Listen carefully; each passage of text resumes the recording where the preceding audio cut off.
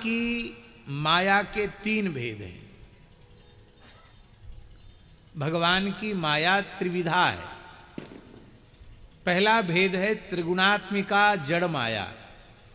त्रिगुणात्मिका माया जिसके तीन गुण हैं, सत्व रज और तम। ये त्रिगुणात्मिका माया, जड़ माया।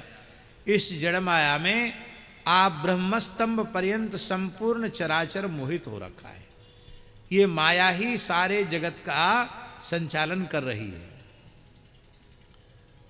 एक दूसरी माया है जिस माया का नाम है जनमोहनी माया। क्या नाम है? जनमोहनी माया। इस जनमोहनी माया को ही वैष्णवी माया कहा गया। इस माया में नित्य मुक्त भक्त मोहित हो जाते हैं।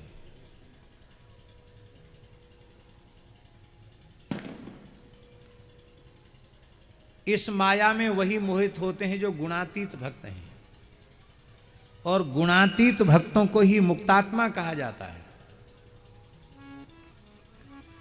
तो मुक्तात्मा जिसमें मोहित हो वो है वैष्णवी जनमोहनी माया। क्यों?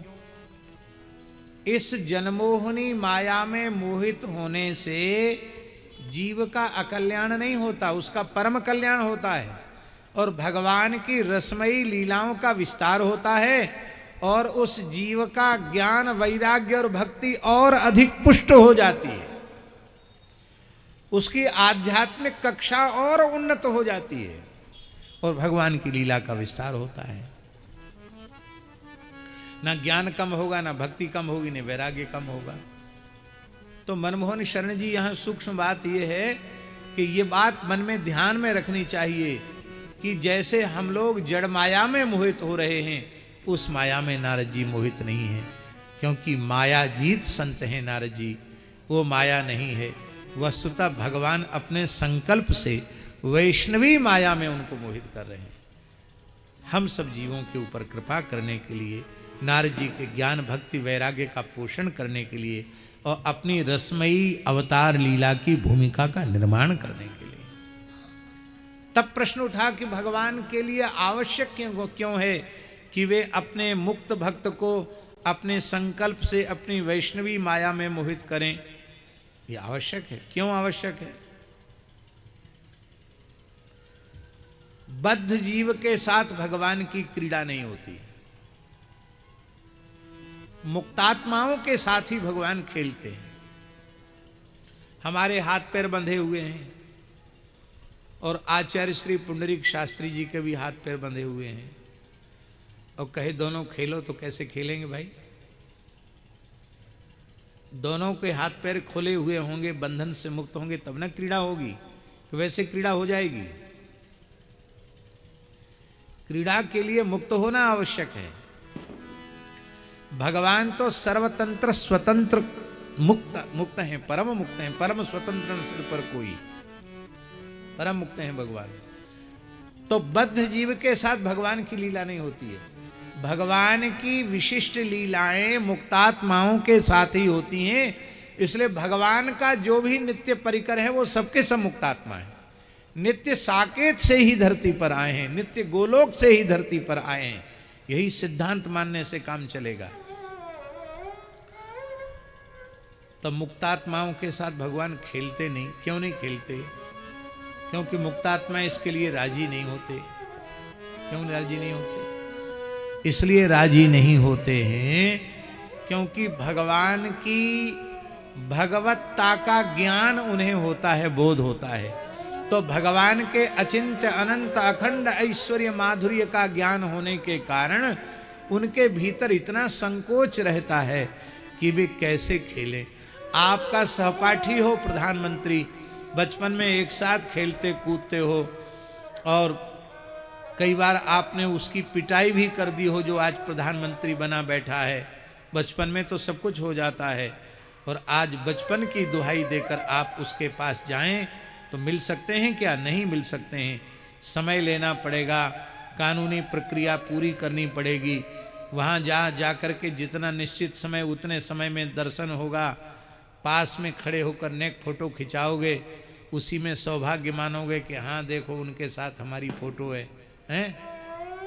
और कहीं बचपन में जैसे लद पड़ते थे ऐसा करोगे तो तुरंत हथकड़ी बेड़ी पड़ जाएगी। तो आप जानते हुए भी कि मेरा लंगोटिया यार है, मित्र है, फिर भी उसके उस पद की गरिमा के कारण उसके प्रति आपके हृदय में मित्र के व्यवहार में जैसे संकोच नहीं होता, वो संकोच आपके रहता है।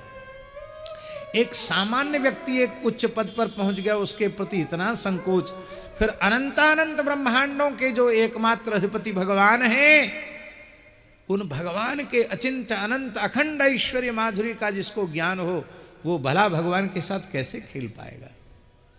अब भगवान खेलना चाहते हैं, भगवान चोरी कर लेते हैं, उसके ज्ञान की चोरी, उसके विज्ञान की चोरी। और यही चोरी जय विजय की कर ली तब लीला हुई, यही चोरी लक्ष्मी जी की कर ली तब लीला हुई, यही चोरी नारद जी की कर ली तब लीला हुई। इसलिए इस लीला में कोई भक्त का अनिष्ट नहीं होता है, इसमें भक्त का दोष नहीं। क्यों? वो भगवान की इच्छा से, मम इच्छा कह दीन दयाला। ये वैष्णवी माया, जनमोहनी माया का भागवत में 2 जगह स्पष्ट संकेत आया। मां भूदिति निजाम मायाम ततान जनमोहनी। जब कंस वध करके भगवान वसुदेव देवकी के पास गए तो वो भगवान का आलिंगन नहीं कर रहे थे। हम तो संसारी हैं, गृहस्थी हैं, विषयी हैं, ये परमात्मा हैं। ब्रह्मा जी शंकर जी इनके चरणों का ध्यान करते, हम बहुत दुखी हो रहे थे। भगवान बोले हम इसलिए थोड़ी आए कि तुम ही हमको उल्टे दंडौत करो।